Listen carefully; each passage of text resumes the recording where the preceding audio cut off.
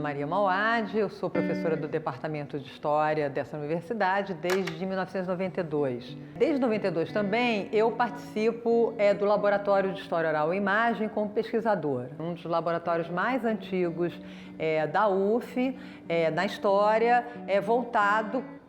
para a produção de fontes orais e visuais. Foi criado em 1982 pela professora Ismênia de Lima Martins e pela professora Eulália Lobo, em torno da memória do movimento operário do estado do Rio de Janeiro. Então, a partir dos anos 80 e da entrada de novos professores, que criou uma nova configuração do laboratório em torno de linhas de pesquisa que tinham como problema central a questão da memória. A memória, a história oral e a história da imagem são elementos, são eixos teórico-metodológicos norteadores das pesquisas do laboratório. Paralelamente ao trabalho de pesquisa nessas linhas e de docência, o LABOI montou uma rede internacional bastante significativa, sobretudo associada e ligada às grandes redes da história oral, da história da memória, da diáspora africana. Em termos internacionais, ele estabelece redes com as universidades dos Estados Unidos, com as universidades francesas, estabelecendo em torno da diáspora atlântica,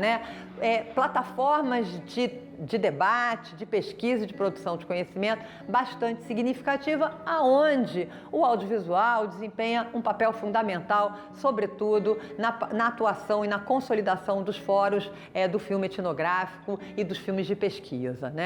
É no laboratório que atualmente a gente está desenvolvendo, e a gente aderiu ao PRINT, ao projeto de internacionalização da UF, com um projeto que envolve alguns pesquisadores do nosso núcleo, voltado para o estudo das migrações, mundos do trabalho e desigualdades sociais, que conta com a participação do professor Paulo Terra, da professora Juniele Rabelo de Almeida e da professora Ismênia, que é especialista em estudos de imigração, e que teve como parceiros o grupo da arquitetura,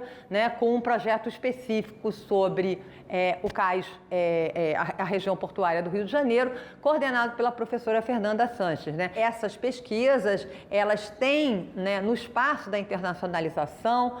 não só um espaço individual, mas com um espaço fundamental no fomento das redes acadêmicas, que são